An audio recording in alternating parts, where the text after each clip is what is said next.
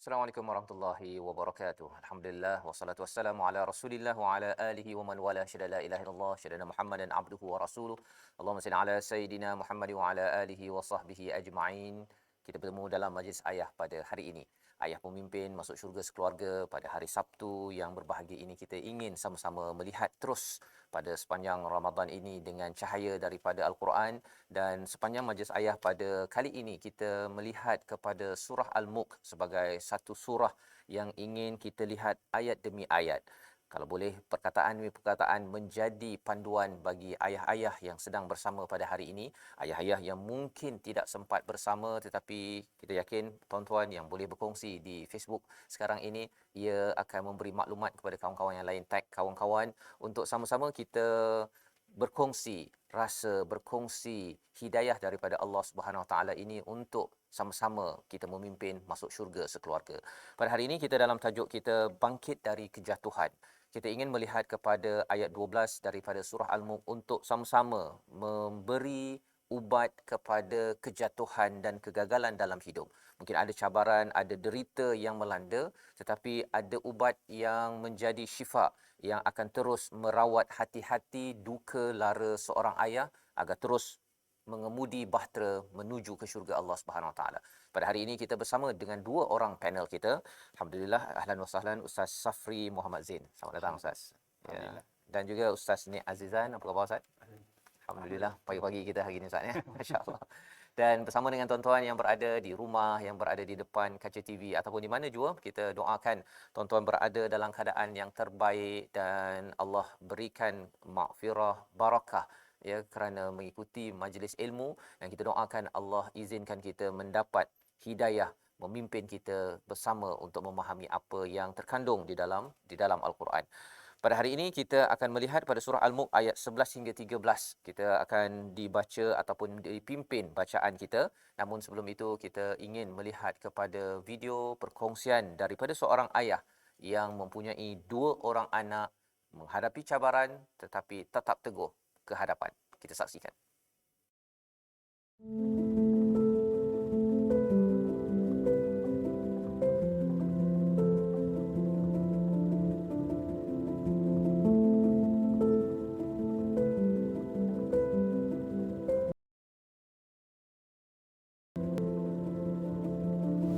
Saya sejak dari kecilnya dengan ayah tu tidaklah terlalu rapat. So, selebihnya saya membesar dengan nenek dan ahli keluarga yang lain lah. Dengan sepupu, sepapak dan sebagainya. Sebab ayah saya bekerja, kerja kat kampung, busy dan sebagainya. Jadi, apabila kita sendiri tidak berapat dengan ayah, dan kebetulan ayah saya pula meninggal sewaktu saya masih lagi kecil. So, bila saya sendiri jadi ayah, saya rasa saya nak jadi ayah yang ayah lah. Yang sentiasa ada bersama anaknya dan juga memberi yang terbaik untuk anak dan family lah.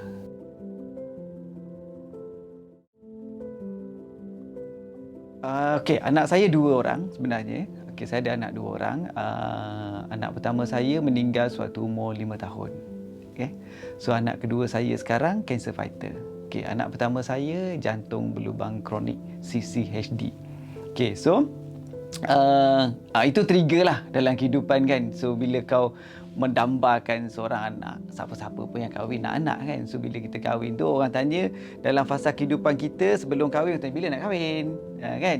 Bila nak kahwin? Bila dah kahwin, kita tanya bila nak ada anak, bila nak ada anak kan. So bila dah ada anak, alhamdulillah rezeki dapat anak kita sakit contohnya kan. So bila anak sakit, Allah bagi pilihan. Doktor bagi pilihan kat kami antara dua. Siapa yang nak berhenti kerja? Antara saya dengan wife sebab nak jaga anak yang sakit tu. So kalau saya ambil itu sebagai satu masalah, kita akan sedih lah.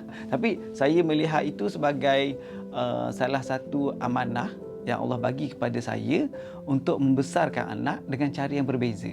So, untuk saya dengan isteri, cabaran kami ialah untuk membesarkan anak yang sakit jantung kronik.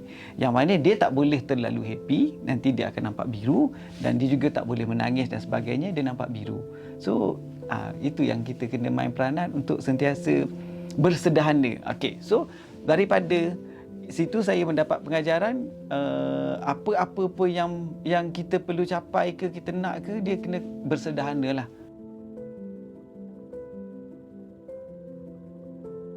Okey, anak-anak memerlukan bimbingan, kan? So, memerlukan tunjuk ajar dan memerlukan contoh teladan, kan? So, apa yang kita buat menjadi cerminan mereka lah. Bila dia sakit, kita tak boleh sedih dulu, kan? Kalau kita sedih, dia lagi sedih. So, kita kena kuatkan semangat kita dulu untuk encourage dia lagi semangat dan lagi happy, kan?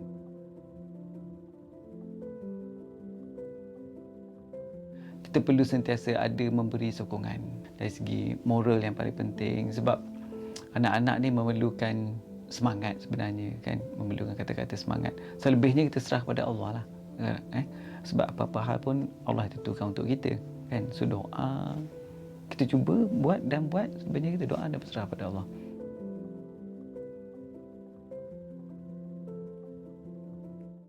Begitulah perkongsian daripada Encik Rosli Ahmad yang mempunyai 2 orang anak dan diuji dengan kepergian anaknya pada umur 5 tahun bersama dengan sakit jantung berlubang kronik, dan anak yang kedua yang masih bersama berperang ataupun sedang berjuang dengan kanser pada si anak. Dan ini adalah salah satu ujian yang kita ingin lihat bahawa ia mungkin juga berlaku kepada tuan-tuan perempuan yang lain, ataupun dalam bentuk ujian yang berbeza, ya, mungkin dalam bentuk keuangan, mungkin dalam bentuk orang yang tersayang ataupun apa sahaja. Namun kita ingin melihat bagaimanakah, ya, bagaimana untuk kita bangkit daripada pelbagai cabaran yang melanda. Kita bersama dengan Ustaz Nik Azizan untuk kita membaca surah Al-Mulk ayat 11 hingga 13. Tuan-tuan yang ada mushaf, muka surat 562, untuk sama-sama kita baca pada pagi ini. Sama-sama kita nak melihat permata daripada surah Al-Mulk yang mungkin tuan-tuan sudah pun tengok terjemahannya, tetapi ia ingin kita cedok ataupun gali permata ini untuk panduan ayah-ayah yang dalam kepayahan, dalam kejatuhan pada hari ini. Kita bersama Ustaz Nik Azizan. Terima kasih. أعوذ بالله من الشيطان الرجيم. بسم الله الرحمن الرحيم. فاعترفوا بذنبهم فسحقا لأصحاب السعير.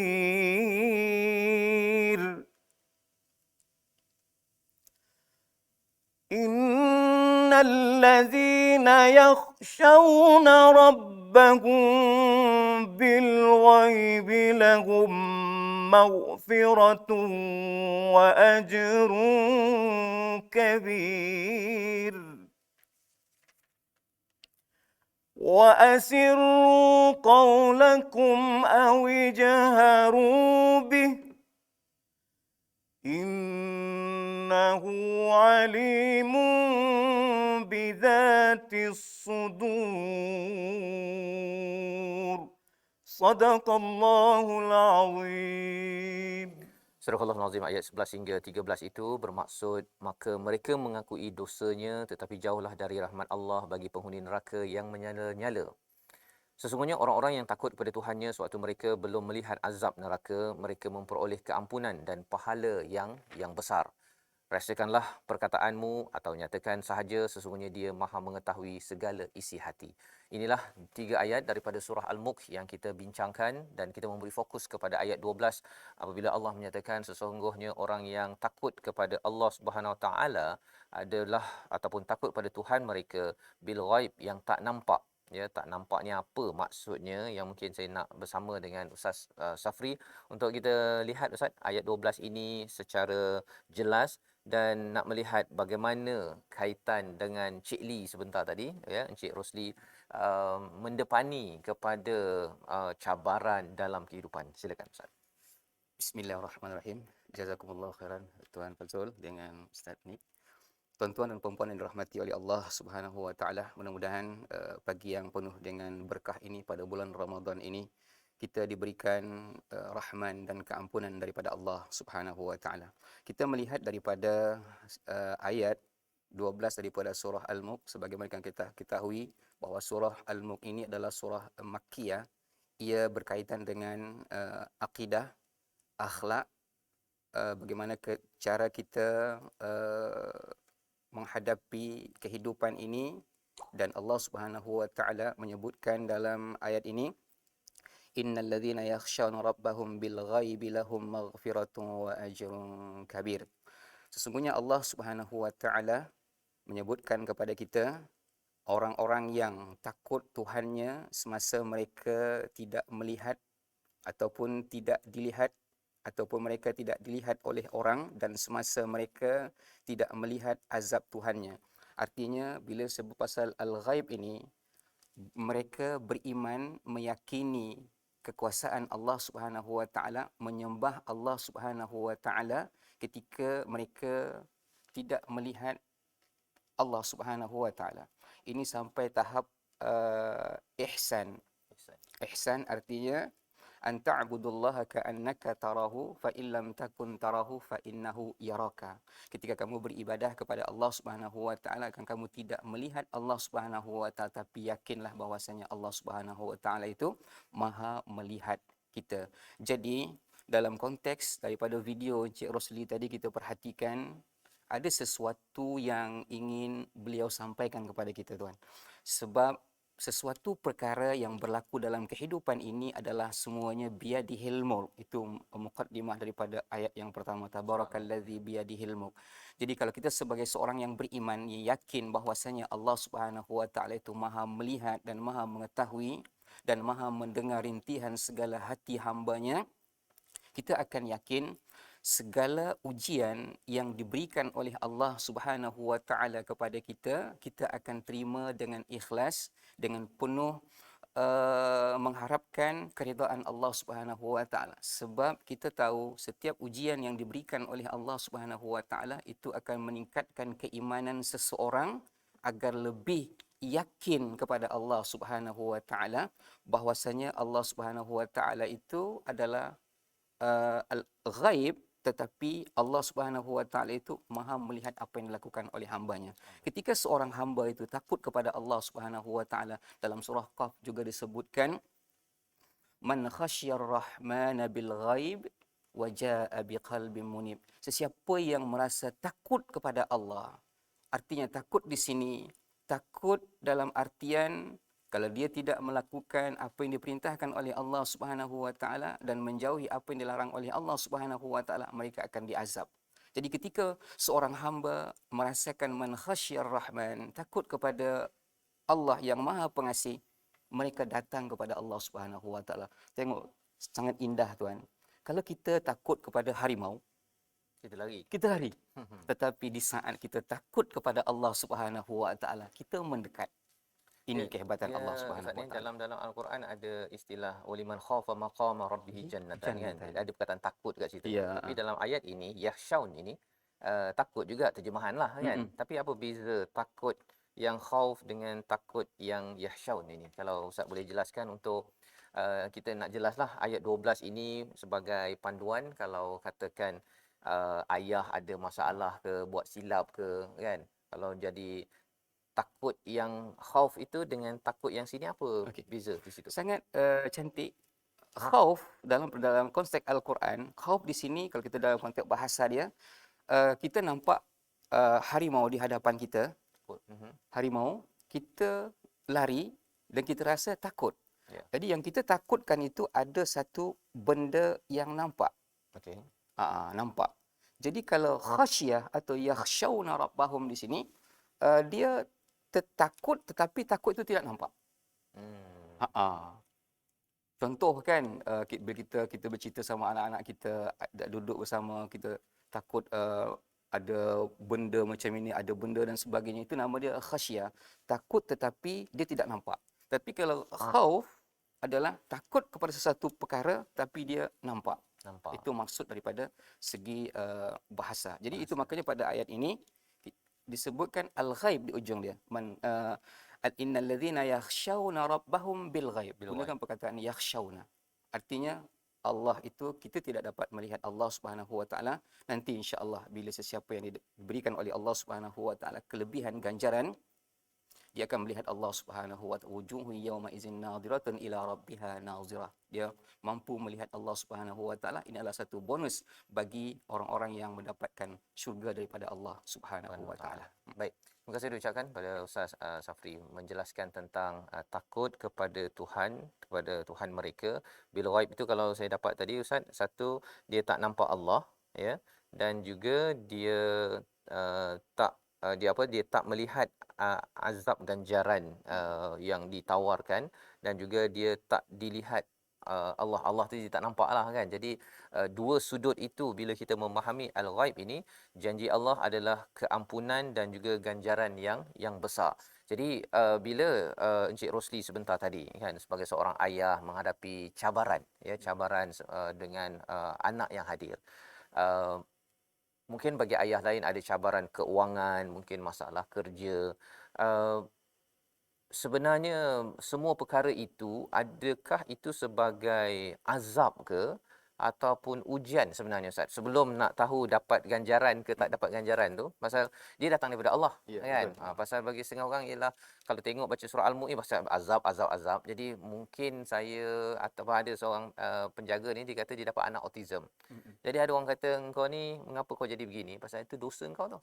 Kan? Mak mertua cakap begitu. Jadi dia pun depres peringkat awal. Jadi betulkah itu kerana dosanya dapat anak autism, ataupun itu azab, ataupun ini ujian? Ada beza tak semua ni Ustaz? Sila.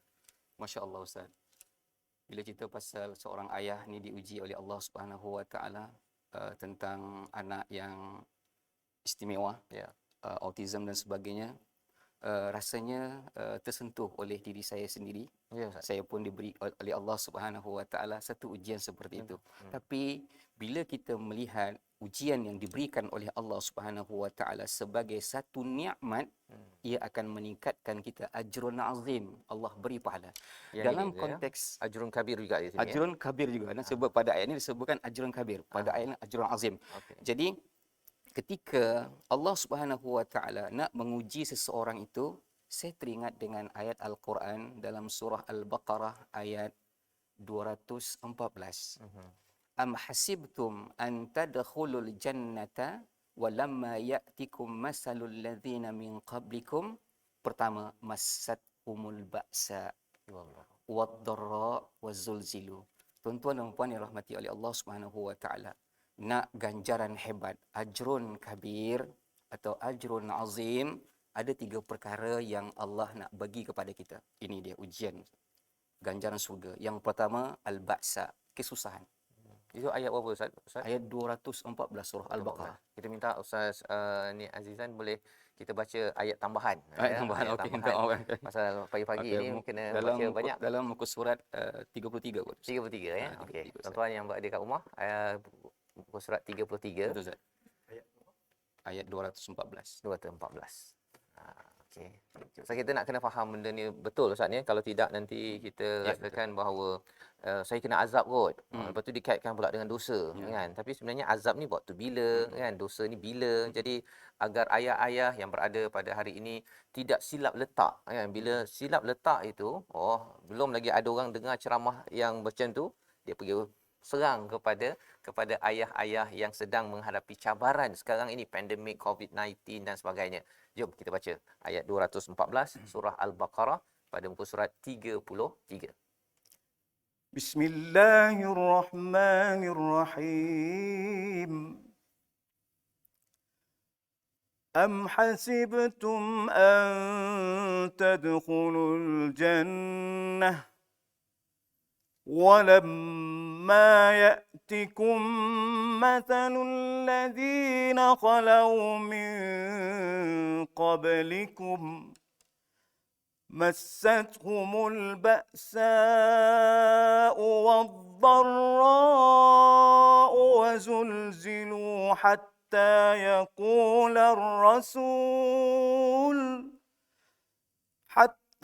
يقول الرسول والذين آمنوا معه متى نصر الله ألا إن نصر الله قريب. صدق الله. Atau adakah kamu berfikir bahawa kamu akan masuk ke dalam syurga padahal belum datang kepadamu ujian seperti yang dialami oleh orang-orang terdahulu sebelum kamu? Mereka ditimpa kemelaratan, penderitaan dan diuji dengan pelbagai ujian sehingga Rasul dan orang-orang yang beriman bersama mereka berkata, bilakah datangnya pertolongan daripada Allah? Ingatlah sesungguhnya pertolongan Allah itu dekat. Ini tiga perkara yang saya nyatakan tadi Ustaz ya. Al-ba'sa wad-dharra waz-zulzilu. Tiga perkara, silakan Ustaz. Masya Allah, ayat ini sangat menggurunkan kita. Setiap hamba yang akan mendapatkan ajrun kabir, mereka akan diuji oleh Allah Subhanahu Wa Taala. Ajrun kabir ini akan Allah bagi kepada kita. Mala ainun ra'at wala uzunun sami'at wala khatara ala qalbil bashar, iaitu surga, Ustaz. Surga. Jadi untuk mendapatkan surga ini Allah beri 3 ujian. Yang pertama baksa, yang kedua dharra, yang ketiga zulzilu. Tetapi nanti jawapan dia Ustaz, jawapan dia ada pada surah Ali Imran. Nanti mungkin Ustaz bersedia kita baca surah Ali Imran 142. Muka surat 68 insya-Allah. Nanti Ustaz akan bacakan solusi dia. Jadi yang pertama baksa, kesusahan. Ini peringkat pertama. Allah Subhanahu Wa Taala menguji hambanya, hamba yang peringkat bawah, ujian bawah. Peringkat pertengahan keimanan Allah beri peringkat pertengahan juga ujian. Kemudian yang ketiga, orang yang diberikan kekuatan keimanan Allah beri ganjaran ujian yang lebih hebat. Yang pertama baksa. Itu makanya kalau kita dalam bahasa Arab Ustaz, kita tadi datang dekat sini ada hujan sedikit, nak pergi masjid, ada hujan sedikit, tak payah pergilah, ini ujian Allah. Tetapi bila kita ditegur, ala hujan sikit aja, la baksa. La baksa, tidak mengapa kan. Itu ujian hanya sekadar mampu seorang manusia boleh elakkan. Ini baksa, kesusahan. Ujian mampu milik lah. Mampu milik. Masya-Allah. Kemudian Allah tingkatkan seseorang, bila tingkat keimanan itu makin tinggi, Allah uji dengan dharra. Dharra ini boleh menyebabkan dalam fisik kita. Tadi di luaran, yang sekarang ini adalah fisik badan kita sakit ke, bila kena hujan, takut nanti demam dan sebagainya dan macam-macam. Ini dharra, kesusahan dan tapi peringkat dia agak tinggi. Kemudian bila peringkat yang sangat hebat, zulzilu, Bergegar. Gegaran di dalam hati kita, penyakit yang akan menambah dalam kehidupan kita dan sebagainya. Jadi ujian demi ujian ini adalah satu nikmat yang Allah berikan kepada kita, sebab ujian demi ujian merupakan makhluk Allah Subhanahu Wa Taala yang diberikan kepada kita agar kita mendapatkan ganjaran yang sangat hebat, iaitu ajrun kabir. Sebab apa? Kita beriman kepada Allah yang ghaib. Jadi apa solusi yang Allah nak sebutkan kepada kita ketika kita nak melepasi al-ba'sa wad-dharra waz-zulzilu? Boleh Ustaz, saya macam host pula ni minta dengar. Okey.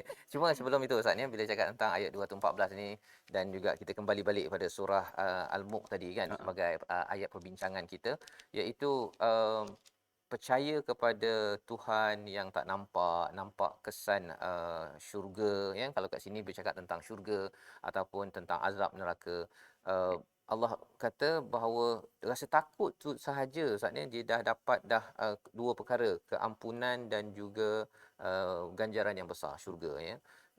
Bagi ayah seperti Encik Rosti sebentar tadi ya, bila diberikan cabaran kemudian masih lagi takut pada Allah kan. Ada orang yang bila diberi cabaran, dia kata anak aku ni pertama dah meninggal, dua dah lah kan. Dia mungkin berpisah dengan isterinya, kemudian anak yang menghadapi kanser tu dia pergi buang je kan. Jadi orang-orang begini adalah orang yang tak takut Tuhan kan, dan tak takut Tuhan, padahal itu adalah peluang nak dapat syurga. Kalau kita boleh lihat begitu Ustaz ya, sebenarnya dalam apa yang dikongsikan oleh Encik Rosli sebentar tadi. Jadi kita tuan-tuan sekalian, bila melihat apa yang dikongsikan oleh Ustaz Safri sebentar tadi, dan kita nak dengar juga pengalaman daripada Ustaz Ni Azizan nanti, mungkin lepas rehat nanti, sebenarnya segala apa yang berlaku ini, Ustaz cakap tadi ujian adalah makhluk Ustaz ya. Ia perlu direspon dengan yakhshawna rabbahum bil ghaib kan. Jika ianya tidak direspon begitu, pasal kadang-kadang mungkin cabaran anak, dia mungkin cabaran kerja. Kadang-kadang cabaran tu daripada ayah sendiri. Ya, ya. Ayah yang buat macam-macam yang tak berapa okey dalam kehidupan, itu juga adalah sebagai satu ujian. Begitu Ustaz ya? Betul, betul. Sebagai satu ujian yang akan mengganggu kepada urusan nak pergi ke syurga. Tetapi kalau katakan dia tahu bahawa ada harapan, ya, ada harapan, itulah peluang dia bergantung kepada Tuhan yang Maha mengetahui, yang Maha penyayang dalam hidup kita. Jadi insya-Allah kita nak melihat pengalaman dan perkongsian permata selepas ini daripada Ustaz Safri lebih lagi, ya, solusi tadi Ustaz ya, macam mana nak kuat dengan apa tadi, ujian al-ba'sa wad-dharra, dan perkataan di dalam ayat 214 tadi itu ada perkataan massathum. Itu Massathum. maksudnya apa? Sentuh. Sentuh kan? Sentuh saja. Jadi Allah tidak bagi pun sesuatu perkara yang sangat berat kepada kita. Allah sentuh saja. sentuh. Massat saja. Dah lah baksa kan? Lah baksa tadi, tapi sentuh macam tu Ustaz. Sentuh saja. Jadi itu pun satu mindset juga ya. Ya. Maksudnya ia tak kekal, tapi kadang-kadang walaupun beberapa saat kena Ustaz ya, kalau tidak ada solusi boleh tahan juga kan. Itu yang terkeluar perkataan macam-macam, tangan naik dan sebagainya. Kita berehat sebentar, kita kembali semula untuk melihat solusi untuk bangkit majlis ayah pemimpin masuk syurga sekeluarga.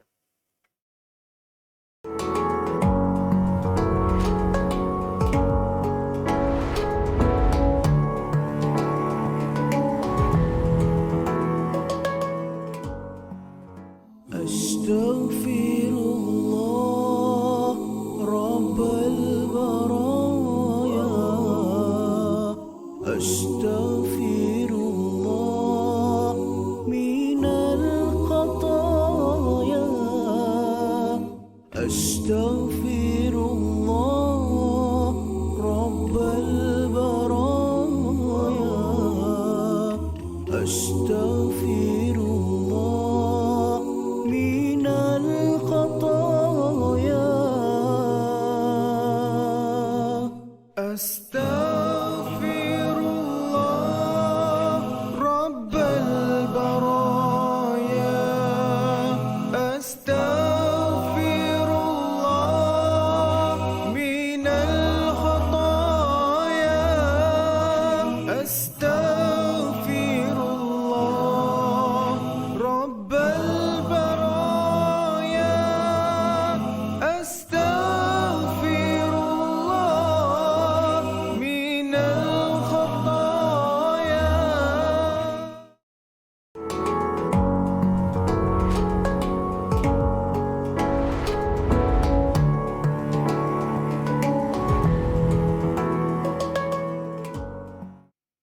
Kembali kita dalam majlis ayah pada hari ini untuk kita melihat kepada tajuk bangkit dari kejatuhan. Satu tajuk di mana ia relevan kepada semua orang. Ada yang pernah jatuh dalam menguruskan keuangan, ada yang jatuh dalam kerjaya, ada yang jatuh dalam menguruskan anak ataupun pasangan ataupun pelbagai perkara.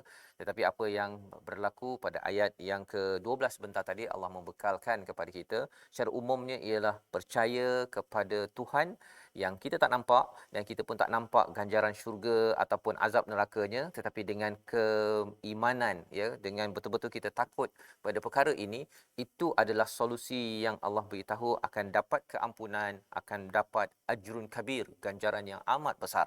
Malah lebih daripada itu, kita bersama dengan Ustaz Safri dan juga Ustaz Nik Azizan. Mungkin saya nak bertanyalah pada Ustaz Nik Azizan yang banyak pengalaman mengajar Al-Quran, termasuk kepada anak-anak orang asli, ya. Mereka ni ada keluarga. Ada tak Ustaz bercakap ataupun berinteraksi dengan ayah-ayah, ibu mereka ni? Kalau mereka ni ada masalah ke, ataupun rasa mereka ni okey je selama ni? Baik, macam saya sekolah SMK Sungai Pusu ni dia berbagai jenis, ada Ya. ada yang aliran agama yang memang cerdik lah. Cerdik. Memang bijak. Orang semua. asli nak yang masuk tu kena berapa A, kena ni. Ah. Kena tapis betul-betul. Kita nak pakai, contohnya kita nak pakai 100 orang yang minta 300. Kena tapis. Yang biasa pun ada, hari yang biasa pun ada, dan orang asli pun ada. Oh, ada juga. Jadi saya mengajar di sebelah petang, so bila ni kebanyakannya ramai yang tidak bagus dalam pembacaan Quran, tapi nak belajar.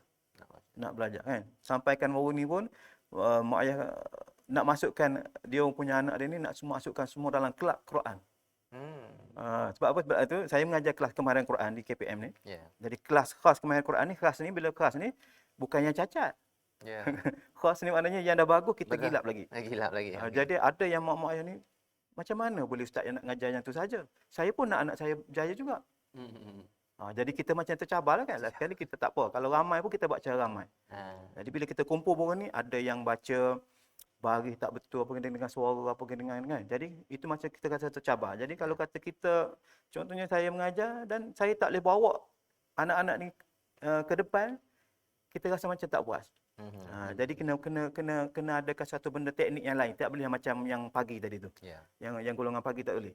Dengan cara apa? Dengan cara kita nak suruh dia dapat ni, kita menggunakan komputer, kemudian kita ada benda-benda yang menyebabkan dia seronok. Contohnya siapa yang hafal surah ni dulu apa gini ni, dia boleh main komputer ni. Kita buka komputer ni, dia boleh buka YouTube, dia boleh. Jadi dengan cara tu dia akan menjadi bahasa, dia buka minda dan otak dia terus akan dapat benda tu. Akan dapat. Bila saya tengok, dapat pula kata kan.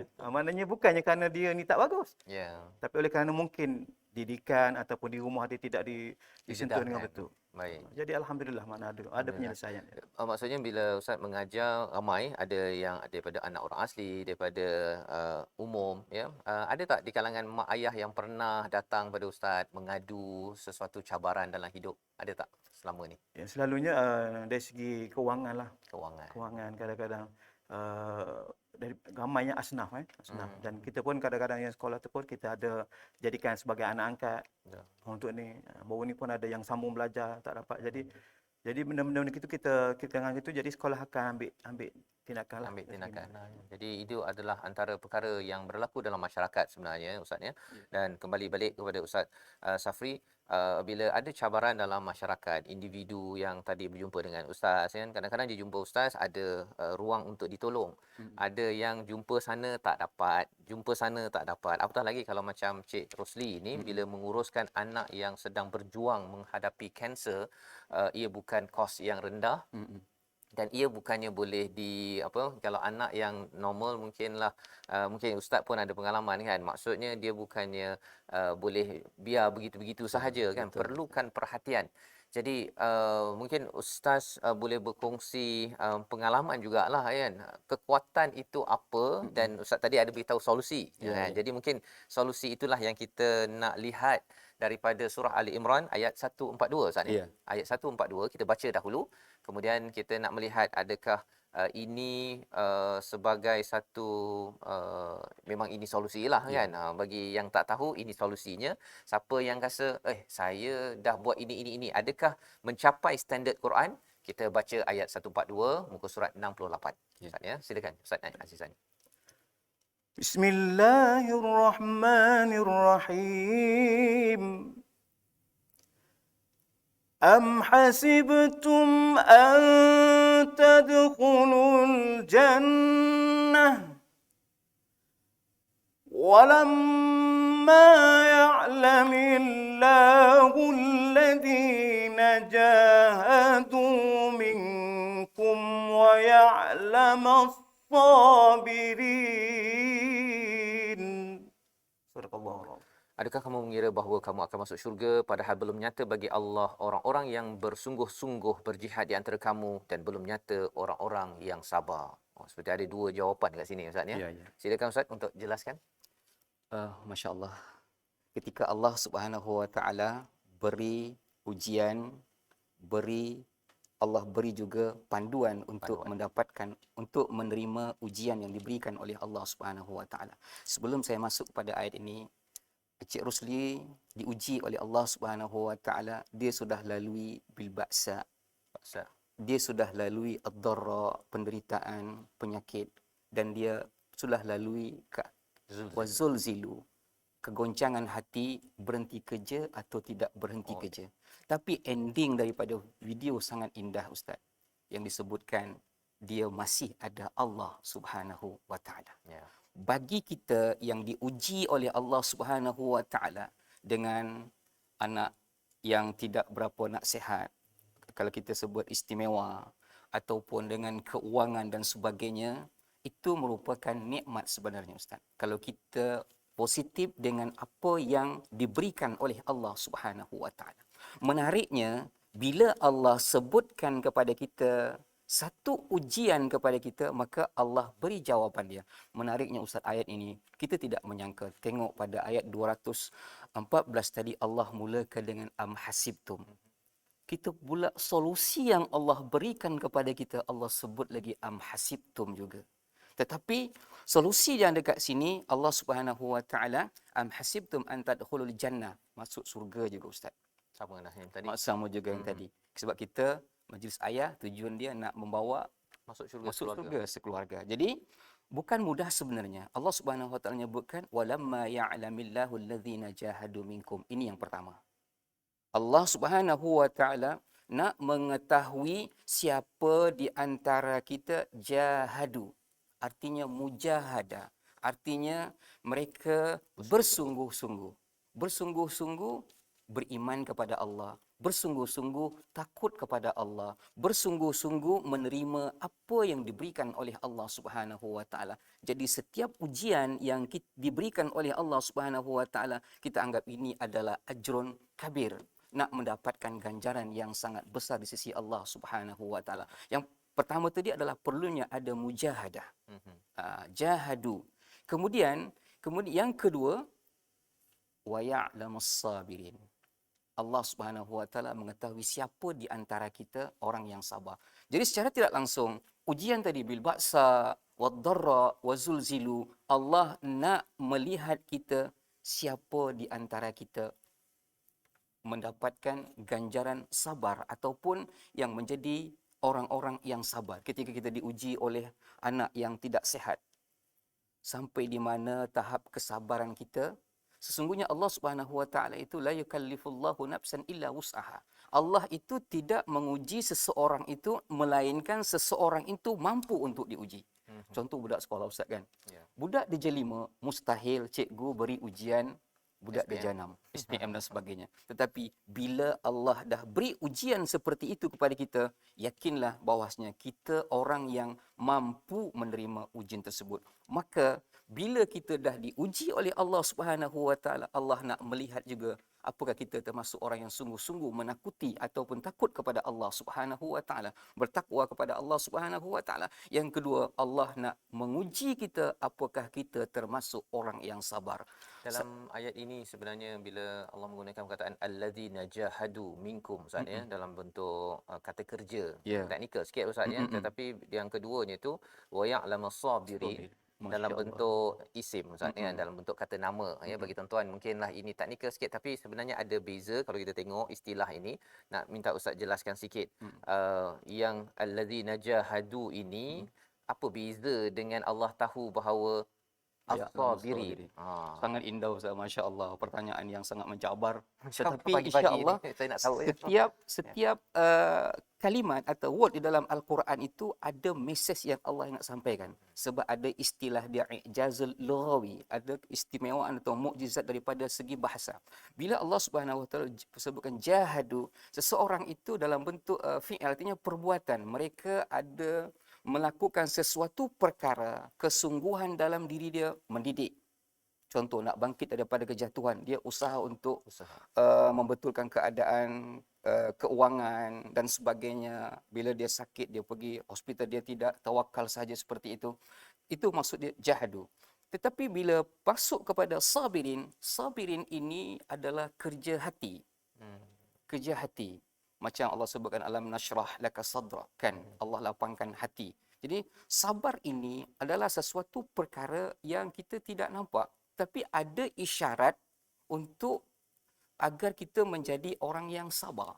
Dia apa beza orang, ada tak orang yang bersungguh tapi dia tak sabar, ataupun orang sabar tapi tak bersungguh? Pasal dia dua-dua ni ada sekaligus Ustaz ni kan. Ustaz cakap tadi jahadu ni dia berusaha nampak kat luar, as-sabir ini nampak kat dalam kan. Tapi kalau ada tak contoh luar usaha, dalam tak sabar, ataupun dalam sabar tapi tak berusaha, itu mungkin juga mesej Ustaz ya. Bagus, sangat bagus. Sebab ayat ini, kalau seandainya ayat ini disatukan, Allah tidak menyebutkan walamma ya'lamillahu allazina jahadu was-sabirin. Hmm. Tidak ulang perkataan ya'lamu. Banyaklah. Berarti ada perkara yang Allah ingin sampaikan, perbezaan di antara jahadu dengan sabar. Sabir. Sebab apa? Ada manusia dia berusaha sehingga dia tidak sabar atas usaha yang dilakukan. Oh. Tak habis lah tu. Dia berusaha tak habis lah tu. Dah usaha habis. Dia dah usaha tapi dia tak sabar menunggu hasil. Contoh kalau kita tanam padi kan, nak tunggu padi berbuah sampai 3 bulan dan sebagainya, dia rasa tak sabar. Tak sabar.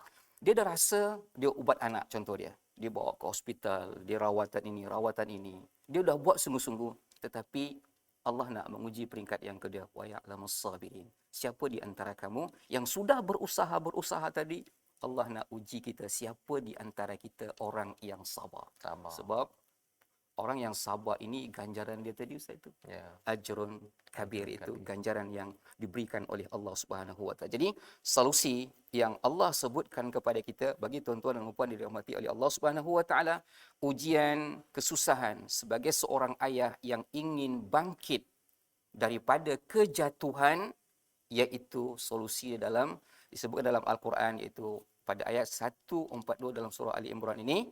Yang pertama, jahadu, mujahadah, bersungguh-sungguh dalam menghadapi setiap ujian agar kita mampu bangkit. Tujuan bangkit di sini, jangan ingat Ustaz kuih bangkit nak raya ni. Nampak lagi Ustaz. Kita kena bangkit, artinya kita kena buat sesuatu agar kita mencari keridaan Allah Subhanahu wa taala. So bangkit itu adalah untuk mencari redha Allah. Ya, mencari ridha Allah Subhanahu wa taala. Ini tujuan dia. Bila kita tengok video tu sangat hebat. Ya. Ujian demi ujian, anak masih kecil, setiap hamba, setiap orang yang berkahwin itu mendambakan keluarga bahagia Ustaz. Tetapi bila Allah uji, anak meninggal. Kemudian dapat anak kedua, Allah uji lagi. Tetapi saya sangat menarik Encik Rusli tadi berkongsi kepada kita, ada Allah Subhanahu wa taala. Fazkurni yazkurkum. Ya. Bila kita ingat Allah Subhanahu wa taala, Allah akan mengingat kita. Terima kasih diucapkan pada Ustaz Safri menjelaskan tentang bagaimana proses apabila kita ini ada cabaran, ya, diuji dengan baksa wa tarra dan juga wazulzilu, ya, sampai bergegar kehidupan kita, ya, jalan hidup kita, tetapi kita bekalkan dengan bersungguh-sungguh usaha dan juga pastikan sabar, ya, jangan sabar tapi tak berusaha. Ada juga kan sabar ajelah, ya, tak buat apa-apa, kan, ataupun yang buat bersungguh-sungguh, ya, ayah yang buat bersungguh-sungguh tetapi tidak mencapai as-sabirin. Ini bila isim ini Ustaz, ya, satu kata nama, maksudnya statusnya tinggilah ni, ya, nak kena jadi orang yang penyabar, ya, bukan yang sedang bersabar. Kalau bersabar tu dia mungkin sekali-sekala naik turun. Rupa-rupanya ini adalah satu maqam, satu status yang amat tinggi yang Allah angkat pada ayat 142, yang sudah tentunya ganjarannya Ustaz, ya, seperti mana ayat yang ke-214 tadi, syurga. Kalau di dalam ayat 12 tadi ialah ajrun kabir, ganjaran yang besar. Maksudnya bagi kita ayah-ayah yang ada pada hari ini, ya, sebenarnya bila ada cabaran yang biasa-biasa, kan, yang luar biasa ataupun cabaran yang bergegar, sebenarnya Allah sedang siapkan kita untuk syurga Ustaz, ya. Masya-Allah, ya. Cuma pastikan dua syarat tadilah. Berusaha juga, ya, jangan duduk sahaja cakap saya bersabar kan, ataupun bila sudah berusaha itu kita tahu bahawa kita terus berusaha bangkit, dan bangkitnya itu dengan semangat ada Allah. Itu yang dikongsikan oleh Encik Rosli sebentar tadi. Itu juga yang kita belajar daripada ayat 12. Sentiasa takut kepada Tuhan, sentiasa takut dengan mengharapkan ganjaran terbaik daripada Allah Subhanahu wa taala. Kita berdoa pada Allah Subhanahu wa taala, Allah izinkan kita mendapat hidayah daripada perkongsian 3 ayat pada hari ini, di mana kita menggabungkan Ustaz, ya, surah Al-Mulk, surah Al-Baqarah dan juga surah Ali Imran tadi untuk kita memaknai tentang kejatuhan. Kalau jatuh itu biasa, tetapi yang luar biasa apabila ia bangkit, dan bangkitnya itu adalah menuju Tuhan Allah Subhanahu wa taala. Kita berdoa dipimpin oleh Ustaz Safri di hujung ini. Silakan Ustaz. A'udzubillahi minasyaitonirrajim. Bismillahirrahmanirrahim. Alhamdulillahirabbil alamin, wassalatu wassalamu ala asyrafil anbiya'i wal mursalin wa ala alihi wa sahbihi ajma'in. اللهم اغفر لنا ذنوبنا ولوالدينا وارحمهما كما ربيانا صغيرا ولجميع المسلمين والمسلمات والمؤمنين والمؤمنات برحمتك يا أرحم الراحمين. اللهم إنا نسألك رضاك والجنة ونعوذ بك من سخطك والنار. اللهم إنك عفو تحب العفو فاعف عنا برحمتك يا أرحم الراحمين. Ya Allah, ya Tuhan kami, pada pagi hari bulan Ramadan ini ya Allah, kami mengangkatkan kedua tangan kami ya Allah. Ampunkanlah dosa kami ya Rahman. Ampunkanlah dosa kami ya Rahim. Ampunkanlah dosa kedua orang tua kami ya Allah. Ampunkanlah dosa kedua orang tua kami ya Allah. Ampunkanlah mereka ya Allah. Berikanlah mereka tempat yang sebaiknya di sisimu birahmatika ya arhamar rahimin. Ya Allah, ya Tuhan kami memohon kepadamu ya Allah, berikanlah rahmat dan rahimmu kepada kedua orang tua kami ya Allah, yang telah membesarkan kami dengan titik peluh dan jerih payah ya Allah. Ya Allah, ya Tuhan kami, berikanlah anugerah yang terbesar kepada mereka ya Allah, yang telah membesarkan kami, yang telah memberikan kami kasih sayang ya Allah. Ya Allah, ya Rahman, ya Rahim, berikanlah kami ya Allah kekuatan. Kami sebagai seorang ayah ya Allah, berikanlah kami kekuatan agar kami sentiasa sabar dan bersungguh dalam melaksanakan apa yang Engkau perintahkan kepada kami ya Allah. Ujilah kami ya Allah dengan ujian yang kami mampu untuk menerima ya Allah. Birahmatika ya arhamar rahimin. Rabbana atina fid dunya hasanah wa fil akhirati hasanatan wa qina adzaban nar. Wa sallallahu ala sayidina Muhammadin wa ala alihi wa sahbihi ajma'in. Subhana rabbika rabbil izzati amma yasifun. Wassalamun alal mursalin walhamdulillahi rabbil alamin. Amin ya rabbal alamin. Terima kasih ucapkan pada Ustaz Safri sebagai panel kita pada hari ini, dan juga qari Ustaz Ni Azizan ya, berkongsi bacaan dan berkongsi pengalaman untuk kita sama-sama melihat bagaimana ayah untuk kita bangkit dalam segala ujian yang Allah berikan, kerana itulah yang diganjarkan dengan ganjaran rahmat dan syurga Allah Subhanahu Wa Taala untuk ayah terus bangkit bersemangat walau apa sahaja ujian yang Allah berikan. Inilah semangat yang kita ingin sebarkan dalam tabung gerakan Al-Quran. Tuan-tuan, kita menyumbang idea, tuan-tuan boleh menghubungi talian hotline tersebut untuk kita menggagaskan idea bagaimana ayah-ayah, keluarga yang ada yang mungkin dalam kepayahan jerit perit sekarang ini, kita tahu bahawa kita mengadu kepada Allah. Dalam masa yang sama, kita ada rakan-rakan yang insya-Allah akan sentiasa mendoakan tuan-tuan untuk terus bangkit daripada segala kejatuhan yang ada. InsyaAllah kita akan bertemu lagi ya pada episod akan datang pada hari esok insyaAllah pada ayat yang ke-13.